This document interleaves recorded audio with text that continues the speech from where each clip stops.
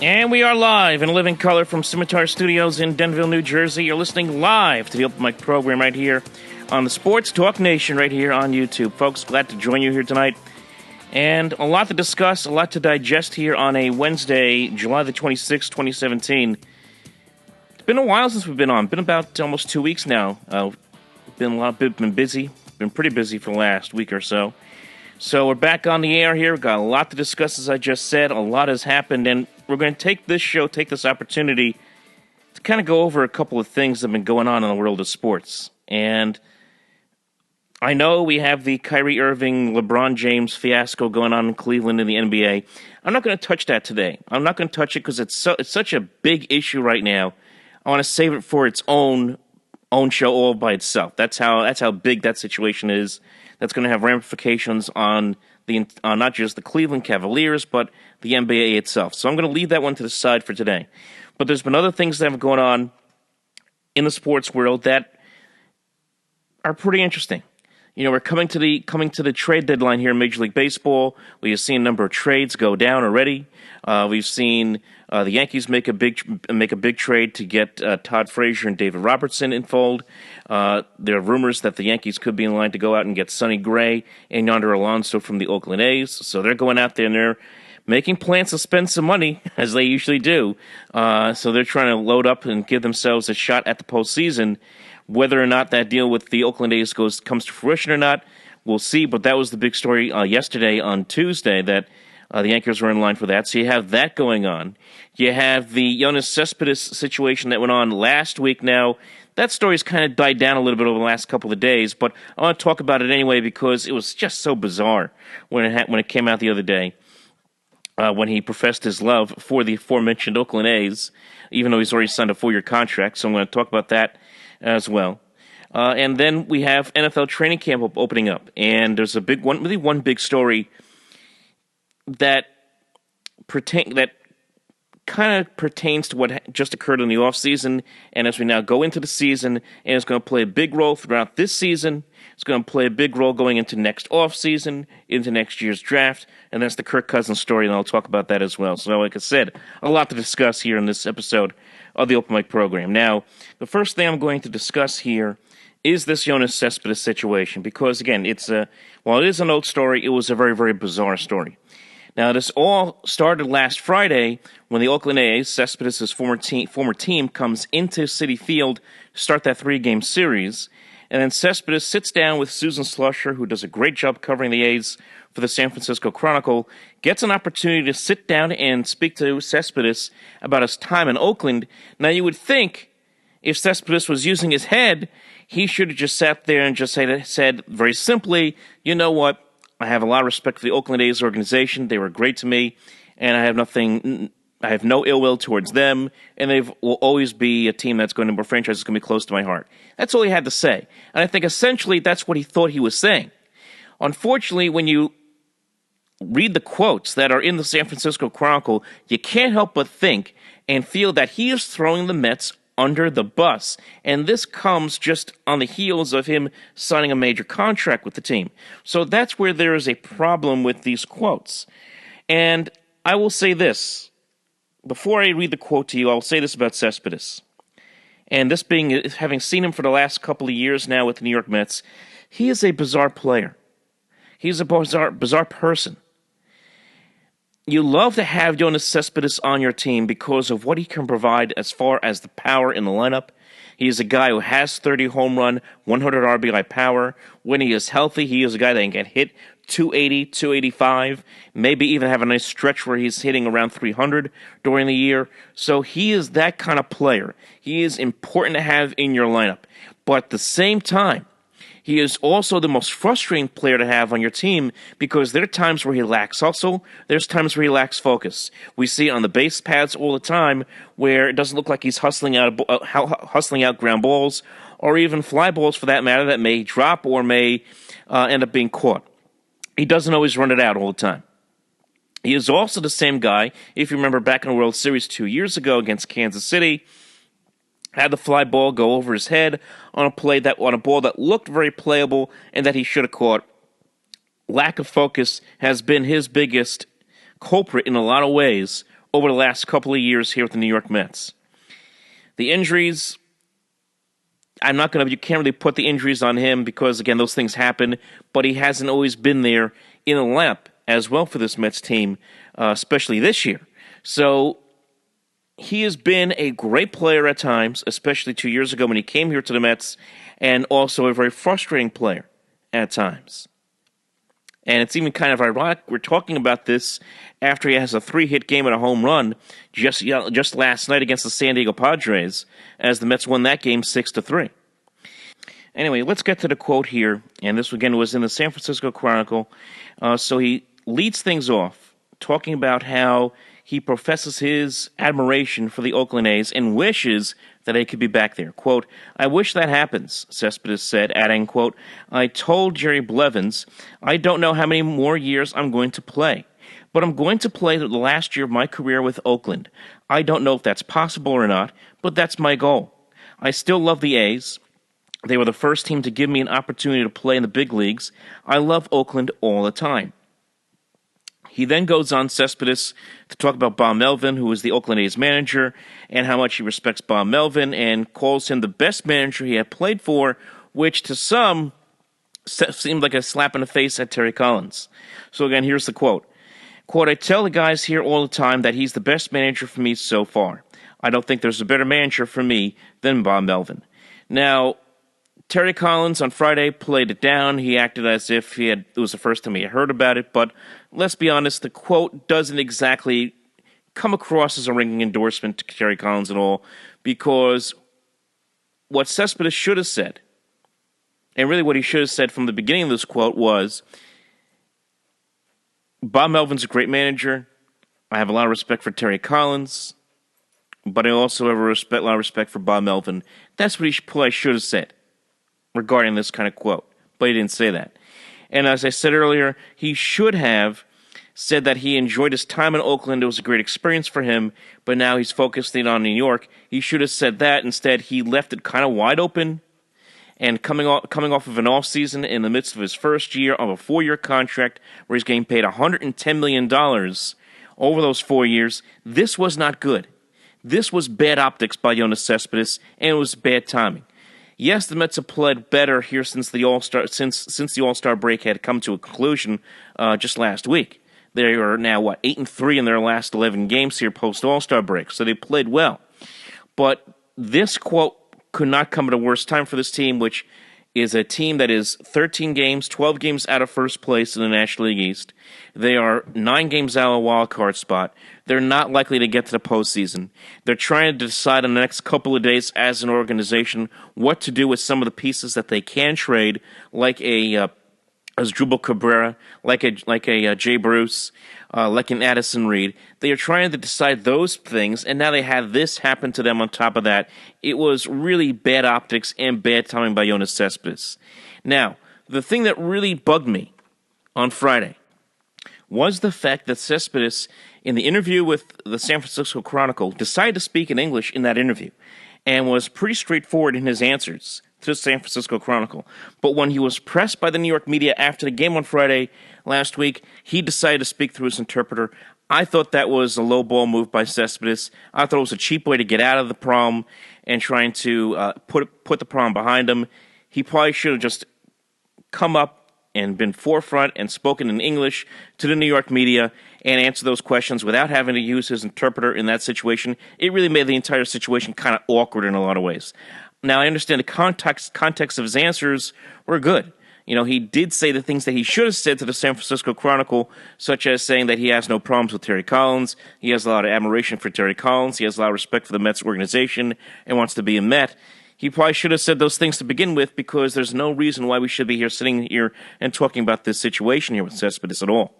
But that's Yoenis Cespedes being Yoenis Cespedes. And I think we have to just get used to the fact that he is a guy, like I said at the top, who is just totally bizarre. You know, from the huge cars that he brought into spring training, like I said, the lackadaisical effort, sometimes lack of focus he shows on the so, you know, that's just the kind of personality he is.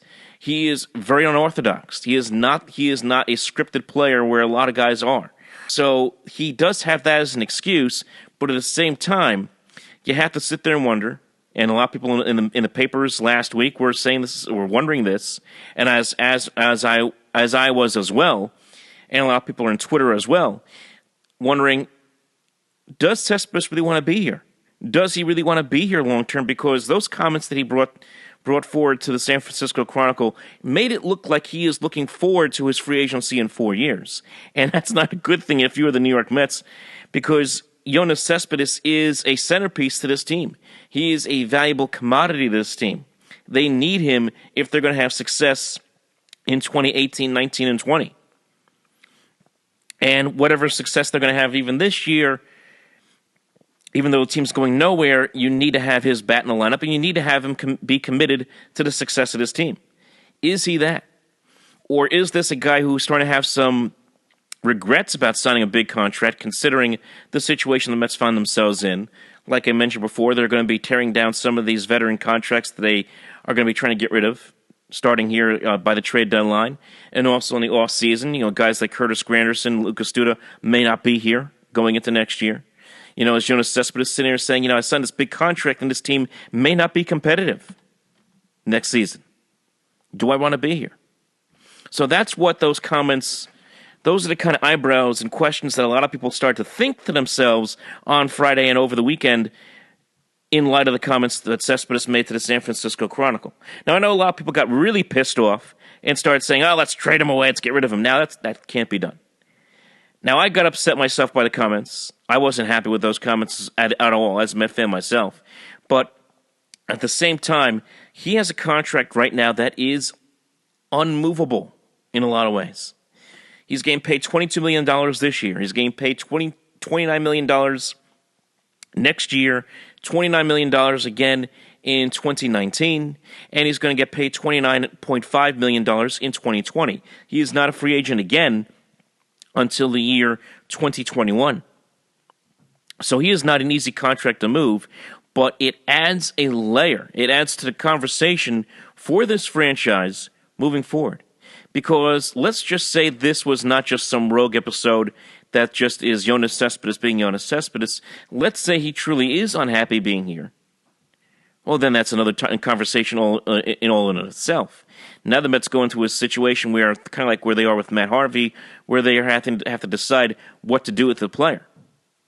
Matt Harvey is a guy that they may end up buying out at some point next year in the offseason, maybe even looking at the trade if he's healthy next year, in order to get some compensation back before Harvey hits free agency in 2019. So are they in a situation where they could be looking at Cespedes saying, let's get through next year with Cespedes, come 2019 with a year plus on his contract, do we try to unload him at that point? That's for another conversation down the road. But when you have episodes like this, when you have your star left fielder going out there and basically throwing the franchise under the bus, throwing the manager under the bus the way he did, even if it wasn't his intention, it does now bring up this conversation. And heck, I even saw articles online where people were already speculating 5 destinations for Yoenis Cespedes. I saw that online. I won't go that far. I won't go as far to start to speculate destinations for Yoenis Cespedes. That's premature, it's ridiculous, and a waste of time. But when you are a star player and you're playing in New York City and you draw that kind of attention that Yoenis Cespedes does, and you come up with those kind of comments, like I said, it's going to create a firestorm, and it did. Now, the only way to calm that firestorm is what Cespedes has done over the last couple of days. He has played well here in the series against San Diego. He has to continue to hit the baseball well, and he's got to start to show some life with that bat. He did hit a home run, as I said last night. He has the 10 home runs. He has now 26 RBIs in the year. So maybe he can get going here in the second half of this year and put together a big second half. Maybe the Mets can finish somewhere close to 500, maybe even get to or even get above 500 for that matter. And you go into 2018 with Yoenis Cespedes and the fans feeling good about Yoenis Cespedes, and Yoenis Cespedes feeling good about the Mets situation moving forward.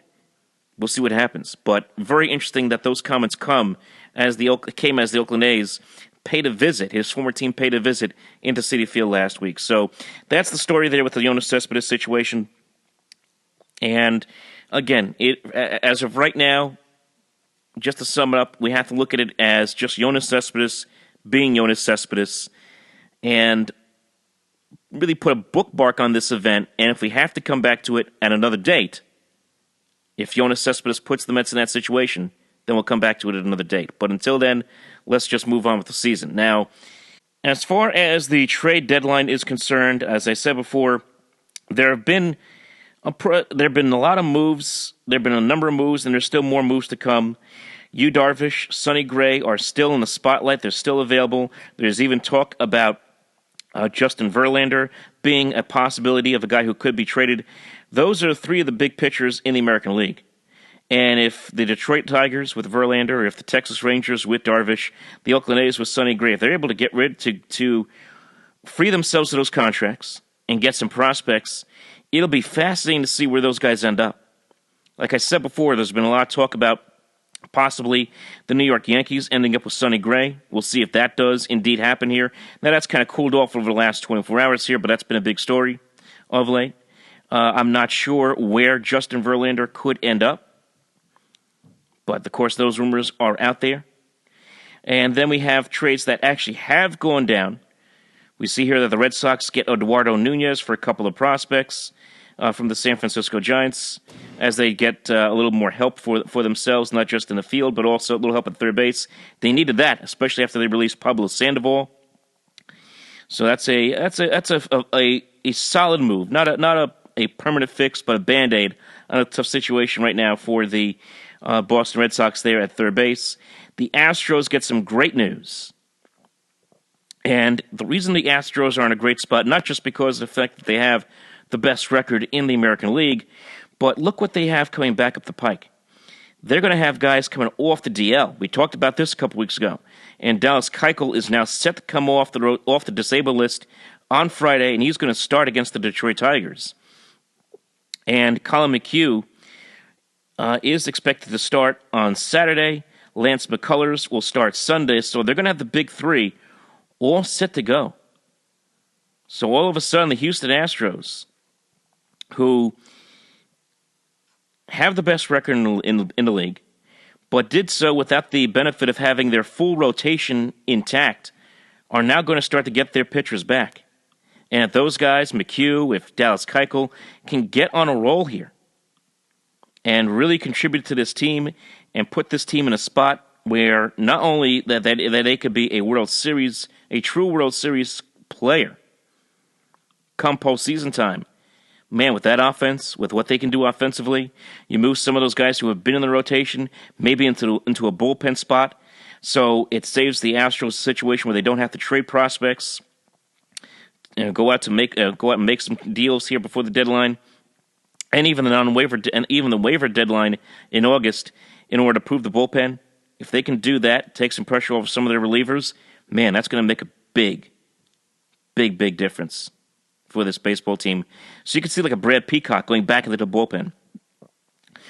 You could see a guy like maybe Mike Fiers. I know he's had 19 starts this year. He hasn't gone into the bullpen yet this year, but he has thrown a lot of pitches, and maybe you go into a situation where you can say, you know what, late in the year, maybe we put him into the bullpen if you're the Houston Astros. So for Houston, no need to make any big trades yet, as they're about to get their big guys coming back. Although there is a rumor out there, as I see here, maybe a Justin Wilson of Detroit maybe ending up with the Houston Astros. Also rumors about there was also rumor about the Rangers and Yu Darvish going to Houston. I don't see that happening with their guys coming off the DL. So we'll see how that plays out over the next couple of days. The trade deadline, July the 31st. It is coming up on Monday. And that'll be fun, because Monday we'll do something on that. We'll do a kind of like a post trade deadline recap for you, and kind of go over all the deals that have been made as the trade deadline comes to a conclusion here for 2017. But has it been a strong market? I can't say it has been. There have been some moves made. It's been somewhat interesting. It hasn't exactly blown us away. I mean, other than the trade again of Todd Frazier and David Robertson from Chicago to New York, and then the move with the Chicago Cubs getting Jose Quintanilla from the White Sox. Other than those moves, there really hasn't been a move that really stands out, at least for me anyway, at this point.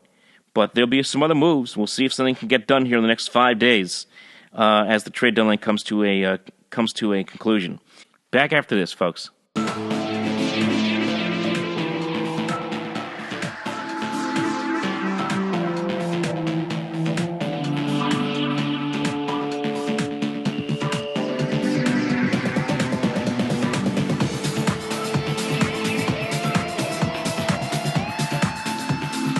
And we're back here at the Open Mic program, folks. Glad you could join us here as we continue here. The NFL season, folks, is about to open up.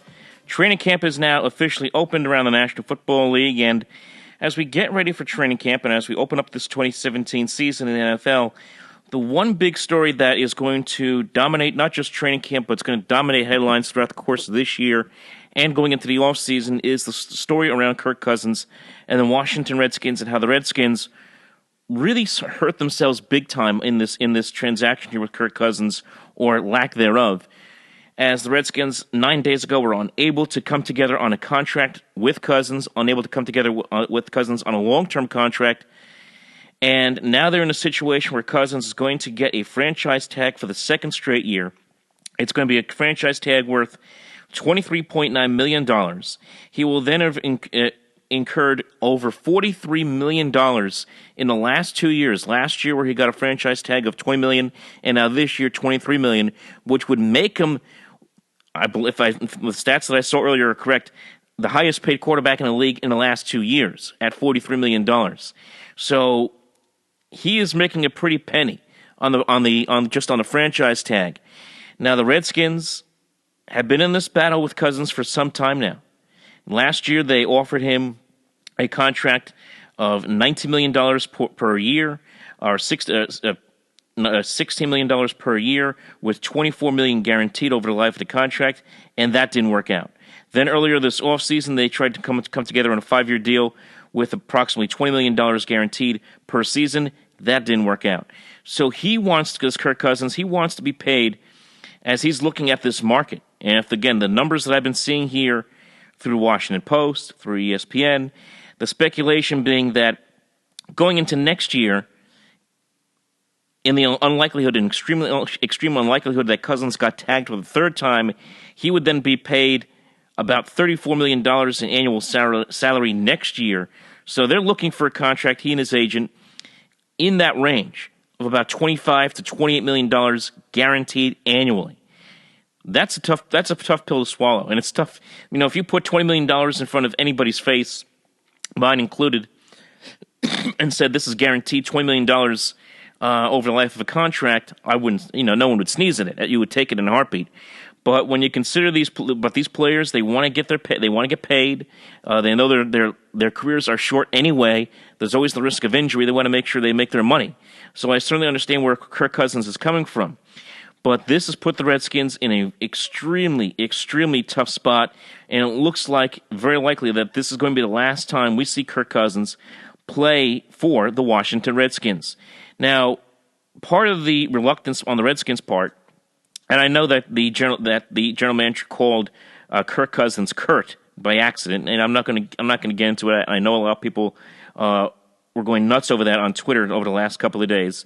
I'm not going to even discuss that, but the one thing that's been holding up this deal for the Redskins is the fact that they're not totally sold on Kirk Cousins as a franchise quarterback. And he's been a starter each of the last 2 years. He completed 2/3 of his passes last year, completed nearly 70% the year before that when they won the division that year. He has thrown for close to 9,000 yards, over 9,000 yards combined in the last 2 years. He threw 29 touchdowns in 2015, 25 touchdowns last year. He is one of the top quarterbacks in the league statistically. In fact, I'm going to bring up the stats right now. You take a look at the stats. Kirk Cousins is third in the league last year in passing yards. The only ones better than him last year in passing yards were Matt Ryan and Drew Brees.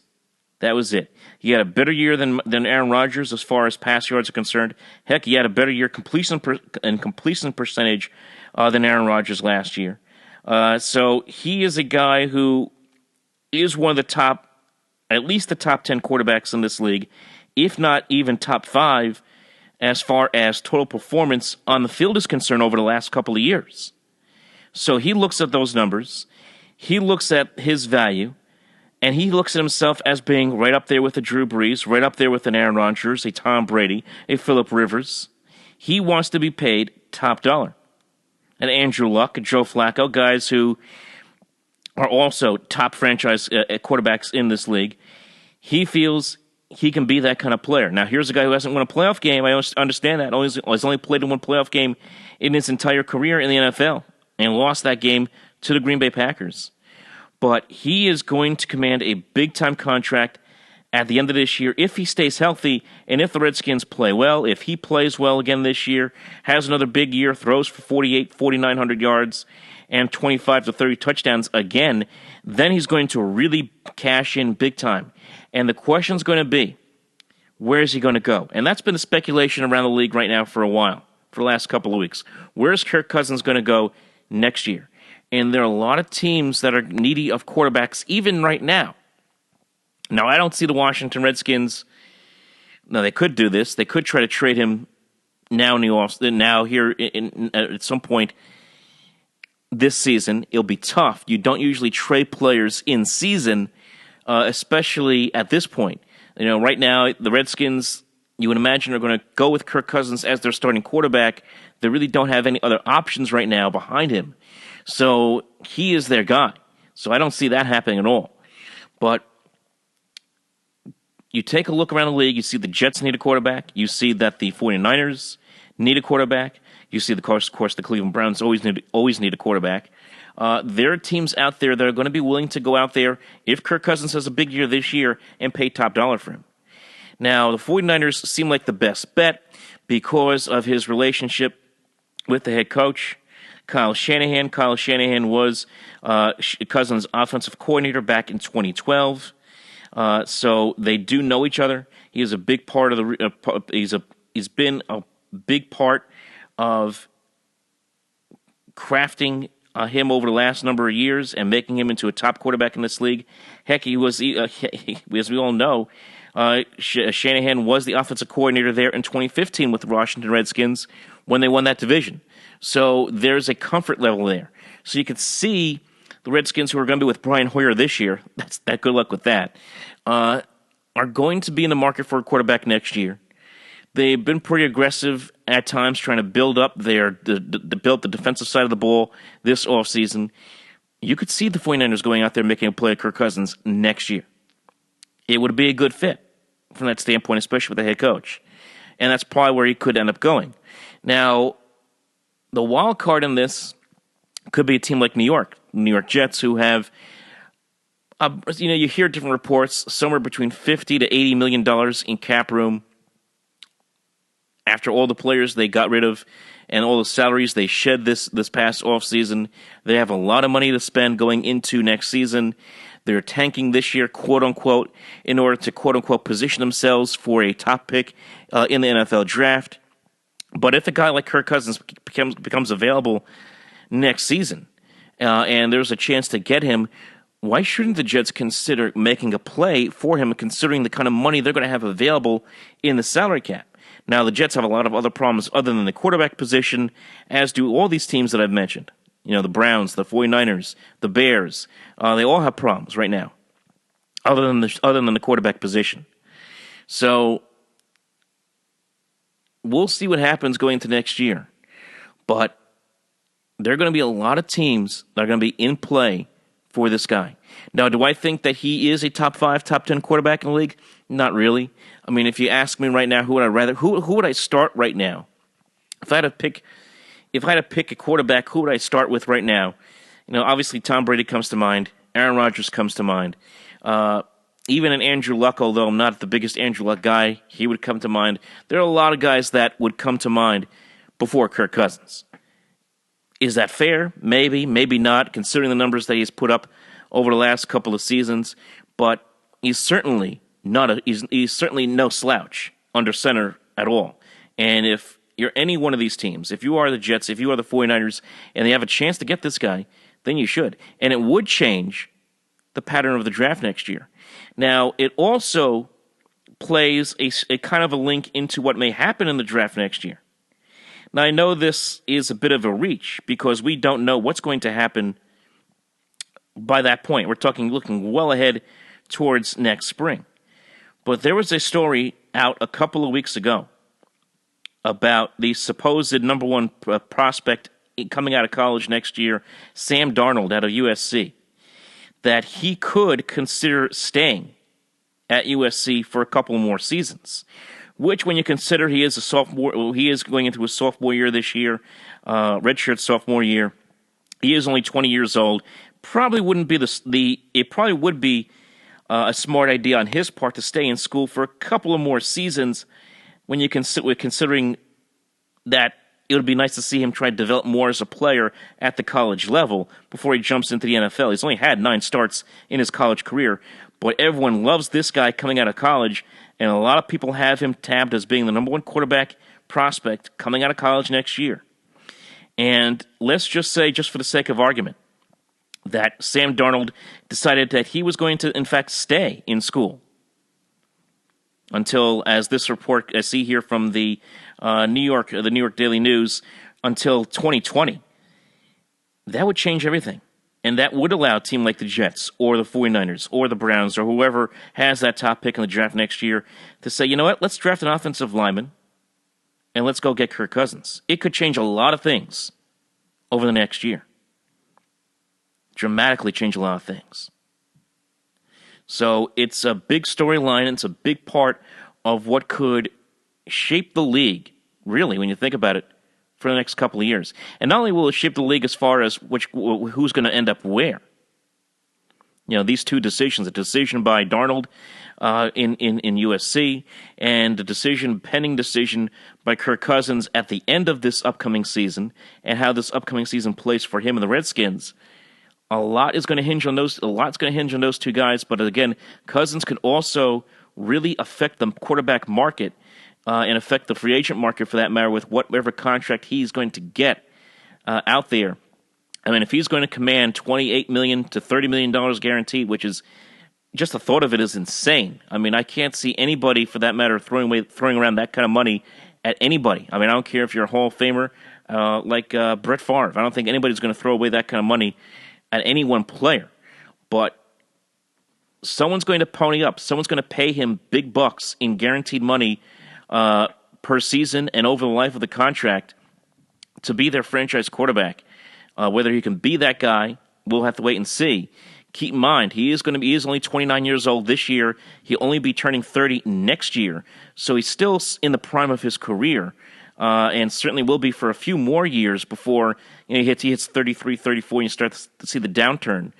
But if you are one of these teams trying to turn around your franchise, you could probably get certainly three solid good years out of Kirk Cousins, maybe 4. It would be worth all that money, I would assume, especially if he lives up to the package.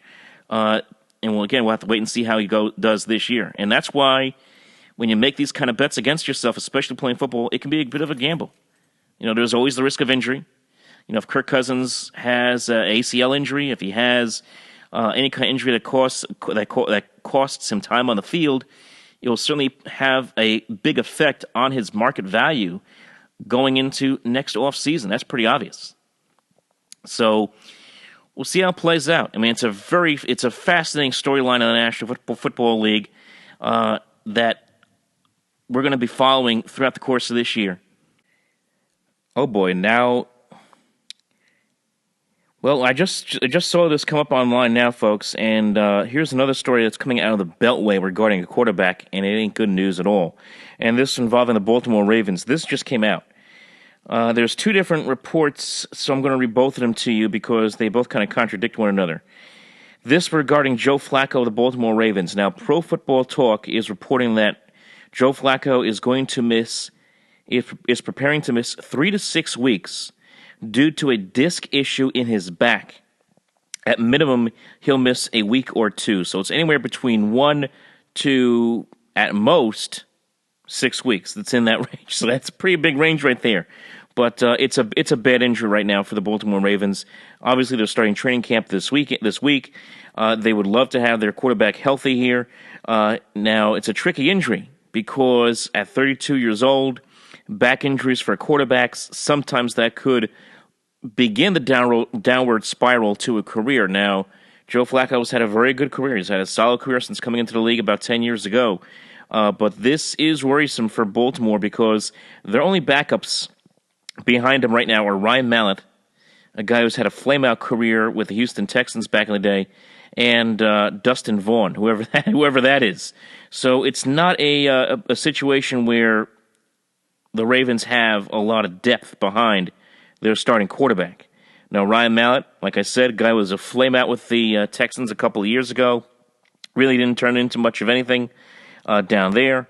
Has in his career, as I'm just pulling up his stats right now, has in his career he's appeared in 19 career games. Remember, he started with Houston back in 2015. Did play in 4 games last year with Baltimore. Now, there was pretty much mop-up duty, only threw 6 passes. But not a guy who's had a lot of experience as far as being a starting quarterback. And when he had that opportunity, it didn't work out too well for him. So we'll see how this plays out with Baltimore, with Joe Flacco. Now, ESPN reported that it's only going to be for a week in training camp. So that's a little bit of a different story. I mean, it's still not good news. You like to see your quarterback be healthy. But according to Jameson Hensley of ESPN, doctors told Flacco and the team that a week of rest can calm down his back issue. So if it is only a week, it's not much of a story. But if it is what Pro Football Talk says, where it could be as many as 3 to 6 weeks, then it becomes a bigger story than it is at this second. So it's something that we'll see how it plays out. We'll see how it plays out if he rests for a week or two. And then from that standpoint, we'll see how he's able to play in at least one of these preseason games, maybe week 2, week 3 of the preseason. At that point, that's just my guess. So I can't sit here and say he's definitely going to be out for some regular season time. Can't say that at all, but that is worrisome news out of Baltimore with the Baltimore Ravens. Now, there's another story coming out here out of Chicago that they have finally decided, at least for the interim anyway, who their starting quarterback will be, and it's really not surprising. It's going to be Mike Glennon. He's going to be their starting quarterback.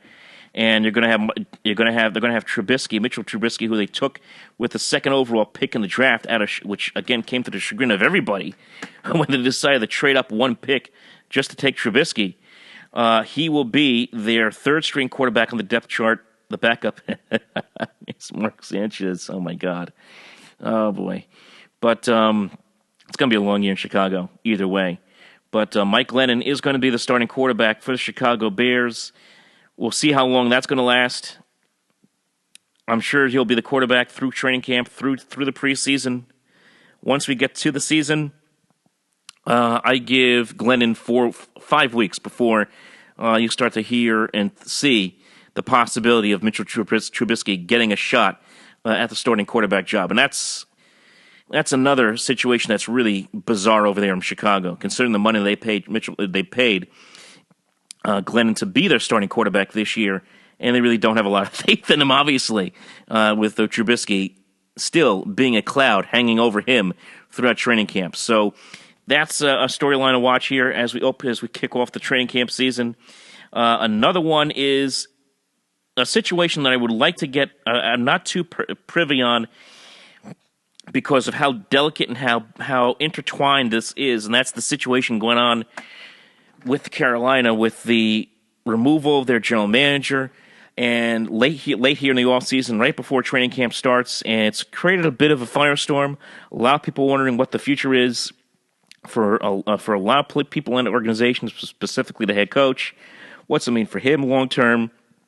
So, a Panther team that certainly has a talent and is coming off of a really tough year last year after getting to a Super Bowl the year before that.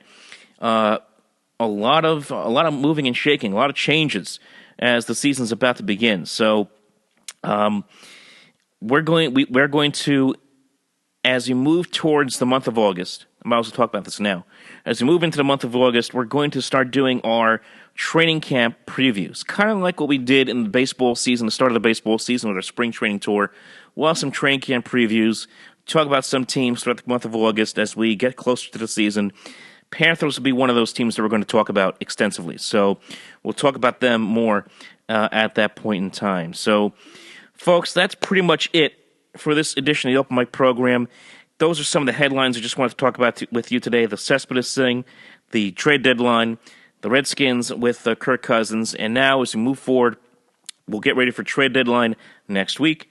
And remember, folks, to follow us on the social media. Follow us on Facebook, facebook.com/openmicprogram, and also follow us on Twitter at OpenMicNJ, and follow us and like us on YouTube at Sports Talk Nation on YouTube. Folks, it's been a pleasure. Talk to you next time right here on the one and only Open Mic program.